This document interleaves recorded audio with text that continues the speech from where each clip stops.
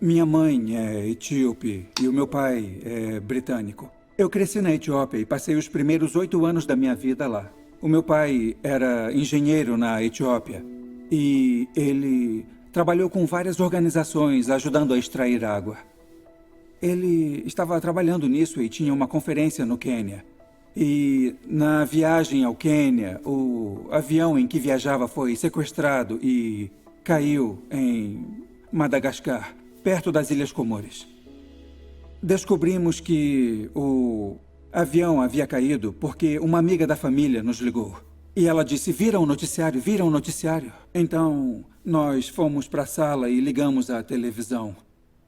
E o avião no qual meu pai viajava estava ao vivo na TV, na água, e ficamos esperando. E talvez tenha sido a coisa mais difícil. Só agora me dei conta de que isso, com certeza, foi a coisa que mais me impactou. E eu continuei achando que ele poderia voltar e eu continuei esperando. Acho que levou uma semana ou mais para entendermos que ele havia morrido. E é tipo, seu pai é tudo para você. É como se o seu mundo tivesse desmoronado. Uma das comissárias de bordo sobreviveu ao acidente e mencionou que, mesmo nos últimos momentos, ele compartilhou sua fé com os outros. Eu sempre tive isso em minha mente e eu acho que para ele isso foi algo pelo qual ele deu tudo. E até mesmo naqueles últimos momentos de vida, ele conseguiu compartilhar as boas novas de Jesus. E isso me levou a fazer uma pergunta que foi: o que significa realmente viver isto como meu pai viveu? E a primeira coisa foi: é real? Como sabemos que isso é verdade? E eu comecei a fazer perguntas, e então eu comecei a ler, a orar, e ao fazer tudo isso, começou a ser bem real para mim. Foi o consolo e a fidelidade que Deus me mostrou quando eu perdi meu pai aos 8, 9 anos de idade. Mas sinto que não me envolvi de verdade até meus 18 anos. Aos 18 anos de idade, eu queria que a minha vida valesse para algo. E eu sabia que seguir Jesus era o caminho. E eu comecei a pensar, tudo que eu fizer será para os outros conhecerem Jesus. É aí que começa. E o importante é viver amando a Deus e servindo aos outros. E essa é a resposta a essas boas novas de Jesus para mim. Para mim, foi isso que me encorajou a voltar para a Etiópia e a abrir negócios e startups na Etiópia. O projeto principal é o desenvolvimento de instalações que convertam resíduos em energia. Então, nós pegamos 95% dos resíduos da cidade e processamos em energia. E eu adoro a ideia de converter resíduos em energia. É como restaurar algo. Eu quero ser uma pessoa que possa criar coisas que impactem as massas. E eu gostaria de perguntar a cada jovem o que você quer ver transformado, que problema neste mundo que para você não deveria existir e que você sente tanto que diria: Deus, me use para trazer luz a essa situação e para transformá-la.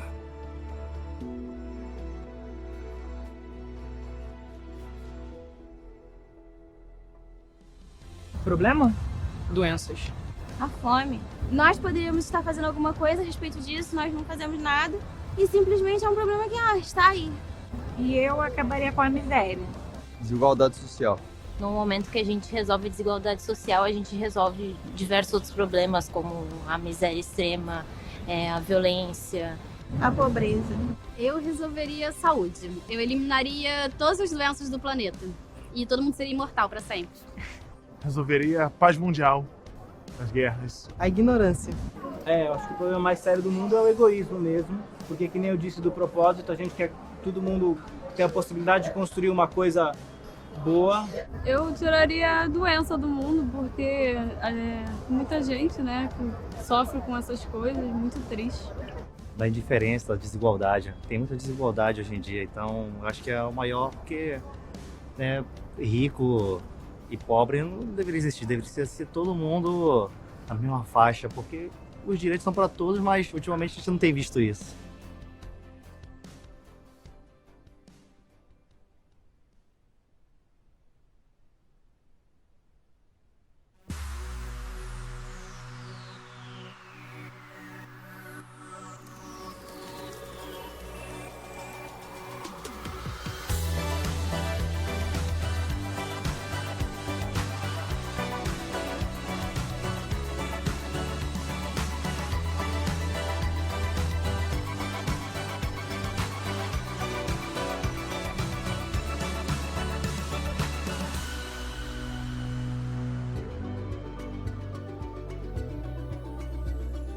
Nesta sessão, vamos falar sobre o mal. Especificamente, queremos falar sobre o diabo.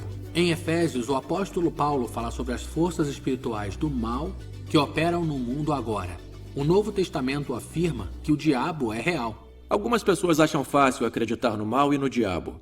William Peter Blatty, o roteirista de O Exorcista, disse o seguinte: no que diz respeito a Deus, eu não sou crente, mas quando se trata do diabo, bom, aí é outra coisa. O diabo vive se promovendo. Mas para outros, a ideia de um diabo, literalmente, parece muito irreal.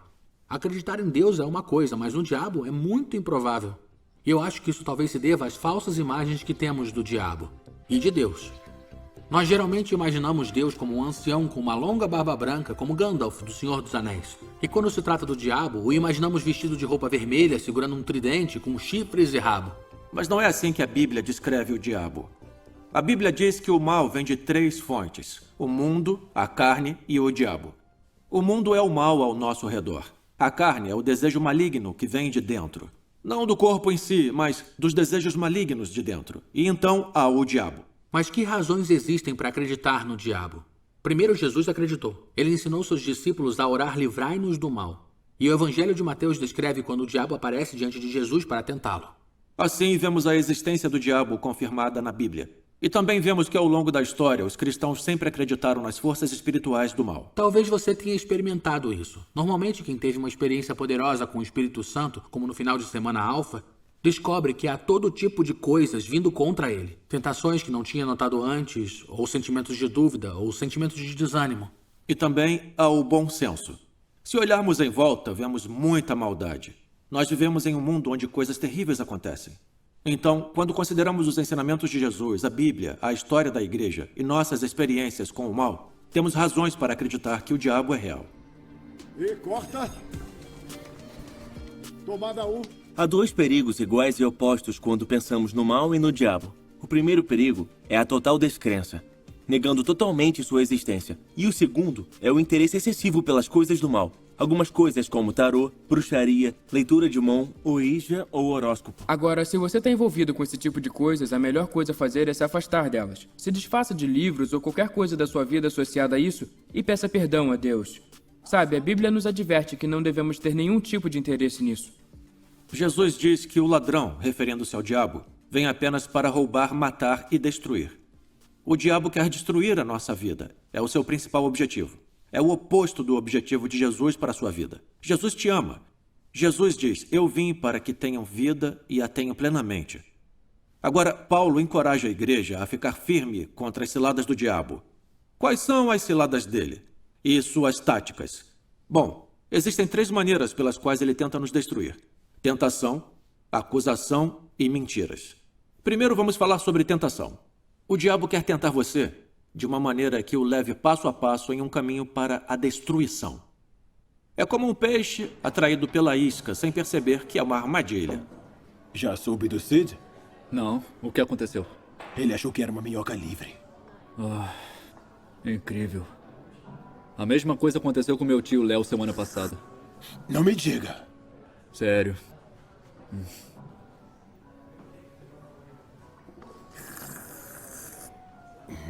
Ser tentado a fazer algo ruim não é o mesmo que fazer algo ruim.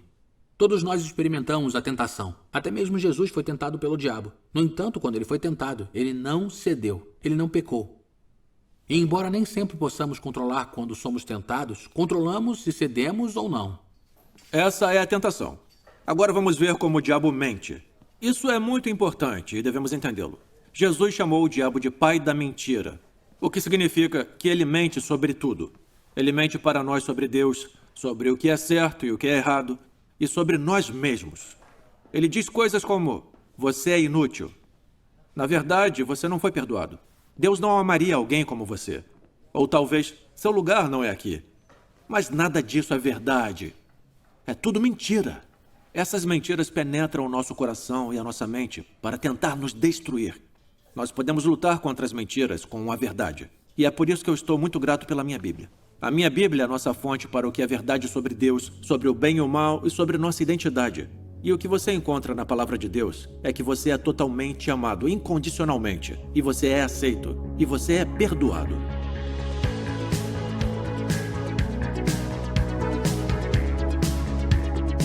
As mentiras que nós mais acreditamos assim sobre nós mesmos são aquelas que falam que a gente não é capaz. Quando as pessoas falam, no final vai dar tudo certo. É mentira, no final não dá nada certo. O erro do homem é confiar no próprio homem. É um erro do próprio homem. Diz na palavra, né? Maldito homem que confia no próprio homem, né? Que ainda assim é um pensamento muito arcaico, mas ainda assim perdura, que é do castigo. A gente ainda acredita que a gente está sendo castigado por Deus. Que inventaram Deus para ter pessoas boas no mundo, assim como no inferno, porque acredito que se tivesse pessoas ruins, elas vão pro inferno. Que Deus vai atender tudo que você pede. De que Deus não existe.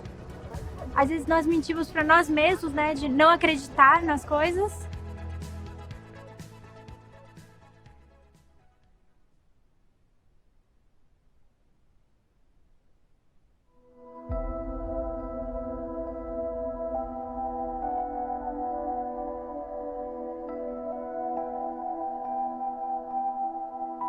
Outro nome que a Bíblia usa para o diabo é o acusador.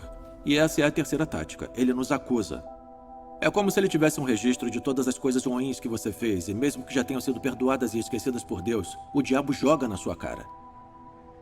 Ele tenta te convencer de que você não merece o amor de Deus. Ele quer sobrecarregar você com culpa. Isso é chamado de condenação. É como um manto de vergonha e indignidade que nos deixa sem esperança. Mas é o oposto do que Deus quer para nós. Jesus veio para nos libertar da culpa e da vergonha. Não há mais condenação para aqueles que estão em Cristo Jesus, porque na cruz, Jesus levou a condenação que merecemos sobre si. Deus não nos condena, Ele nos convence.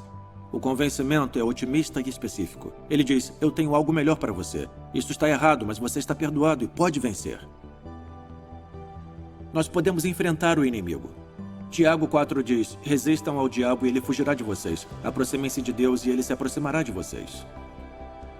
Às vezes o bem e o mal são como um jogo de cabo de guerra, como se fossem duas forças iguais e opostas, e nunca se sabe quem irá vencer.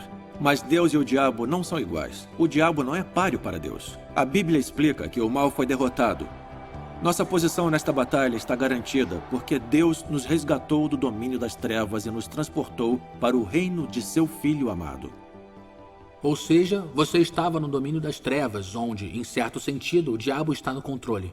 Mas através da morte e ressurreição de Jesus, ele nos transporta das trevas para o reino de Deus, onde Deus tem controle e a liberdade total. Mas a pergunta permanece: se Deus nos resgatou, por que o mal ainda existe? Como o diabo pode ter algum impacto em nossa vida? Encontramos respostas para essas perguntas no ensinamento de Jesus sobre o reino de Deus. Jesus anunciou que o reino de Deus está aqui. E ele também ensinou que era algo que viria plenamente no futuro. Desta forma, o reino de Deus está aqui agora, mas não está. Na Segunda Guerra Mundial, tropas aliadas do Canadá, Estados Unidos e Reino Unido invadiram as praias da Normandia. Isso mudou o curso contra as forças nazistas. Era 6 de junho de 1944. Esse dia agora é chamado de Dia D. E esse foi o começo do fim da Segunda Guerra Mundial. Naquele dia, ficou claro que os nazistas foram derrotados e que as forças aliadas venceram. Mas o interessante é que a batalha continuou por mais 11 meses, até que os nazistas finalmente se renderam em 8 de maio de 1945. Esse dia é chamado de Dia da Vitória na Europa. E é como se estivéssemos vivendo nesses 11 meses entre o Dia D e o Dia da Vitória. O dia D é quando Jesus ressuscitou e enviou o Espírito Santo para nos guiar. O dia da vitória está vindo. É o dia em que o trabalho do inimigo terminará e o reino de Deus estará aqui em seu esplendor. O inimigo está furioso, ele vai ser destruído e ele quer levar você e a mim com ele. Paulo nos diz em Efésios como travar essa batalha. Ele diz: fortaleçam-se no Senhor e no seu forte poder. Vistam toda a armadura de Deus. Somos encorajados a nos livrar dos maus hábitos e adquirir novos. Ele fala metaforicamente das diferentes partes da armadura. Primeiro, diz mantenham-se firmes, cingindo-se com o cinto da verdade.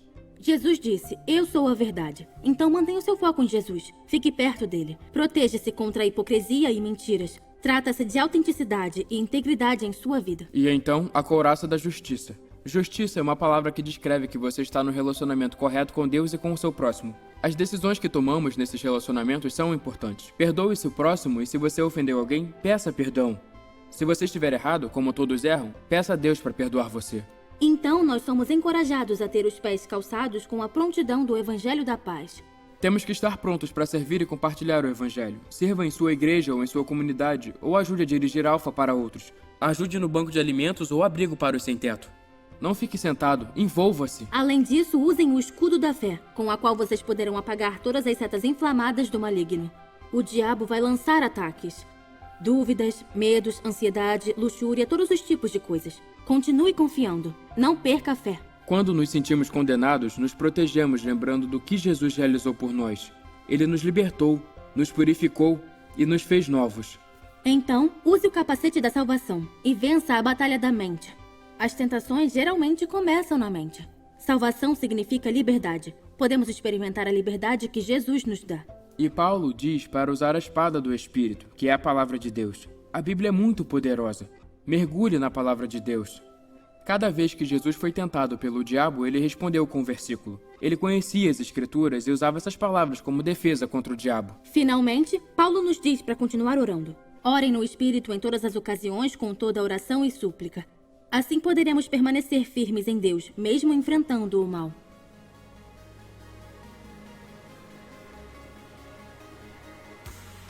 Melhorar cada dia um pouquinho suas próprias ações. Todo dia observar um pouquinho o que você está fazendo, que você vê que aquilo não é certo e ter um pouco mais de empatia. Fazer aquilo que elas gostariam que fizesse pra você. Não fazer o mal, não replicar o mal. Elas podem ter mais compaixão ao próximo, mais tolerância, respeito. Se unir, ser mais solidárias, também terem mais amor ao próximo. Ser mais mente aberta, aceitar as diferenças dos outros, não resolver as coisas com violência. Reciprocidade, mais amor ao próximo. Deixando de fazer coisas erradas, que a gente cobra muito do outro, né? Eu acho que ser menos egocêntricas, individualista.